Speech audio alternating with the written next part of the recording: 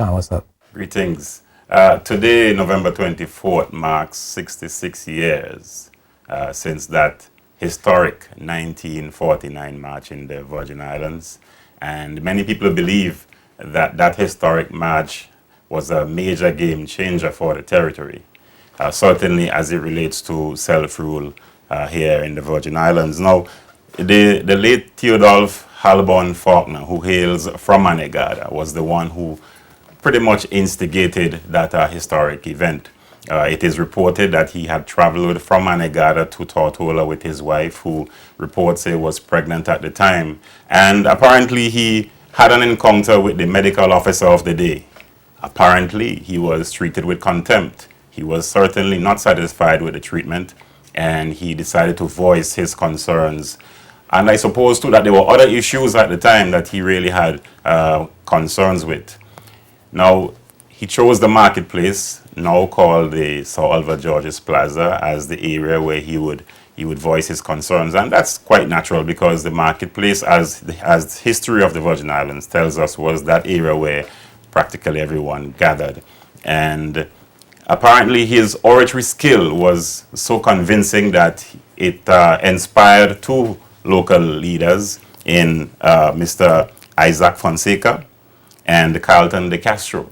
And they were the ones who took up the fight and successfully led a march with over 1,500 people armed with a petition calling for the removal of then Commissioner J. Cruikshank, and of course calling for self-rule in the Virgin Islands. Interestingly, and not until doing this research, I had not known that the Legislative Council of the day was formally dissolved in 1901 after some unrest which has some history related to the economics of the territory in the post-emancipation era.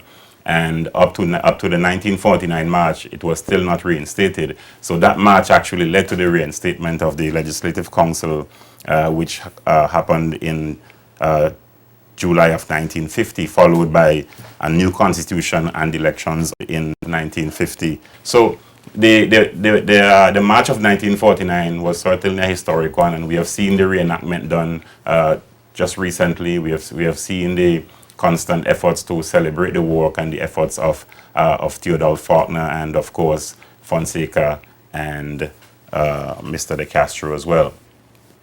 Yeah.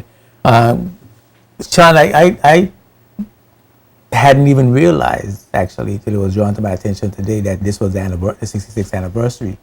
And that says to me that we perhaps are neglecting important milestones in our history, and we don't celebrate them in the way that we should.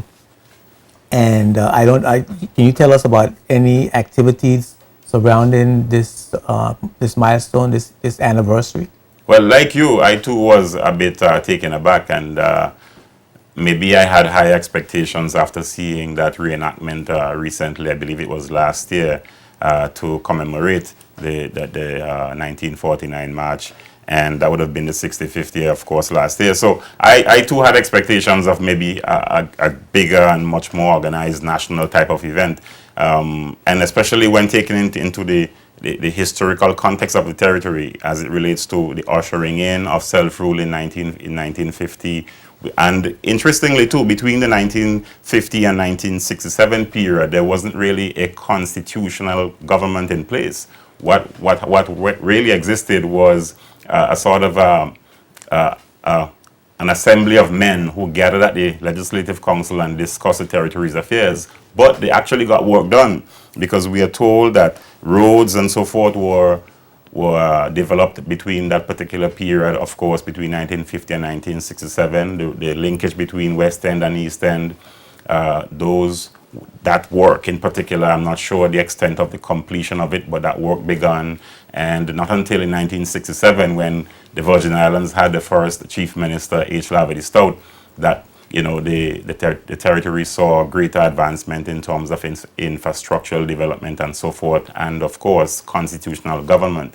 Before then, you had no, you didn't have a political party system, but in 1967 that was introduced. There wasn't any ministerial portfolios in the Legislative Council. After 1967 that was introduced.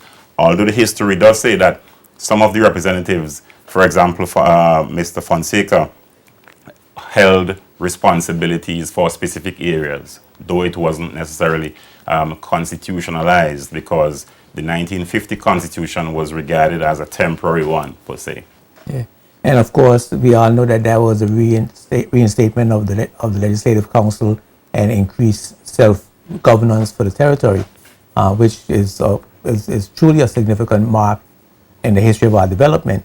And I liken it to the struggles of Noel Lloyd as well, which to me is a similar milestone, a similar event, where Mr. Lloyd led a positive action movement, had a similar protest, and was able to save Wickamsky from God knows what it would have been today.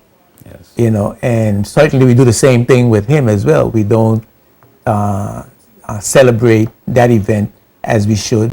Yes, we've given him a statue in a park. We've put a bust of Mr. Faulkner in front of the Legislative Faulkner Council, and Castro. and the Castro and Mr. Fonseca. Yes.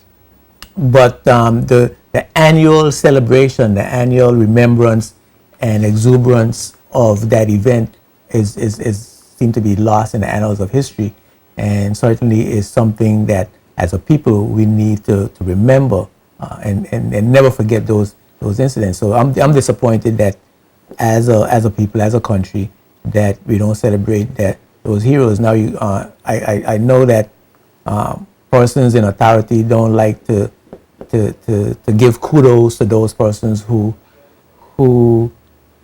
make changes in a country through perhaps civil unrest or civil disobedience or any kind of positive action.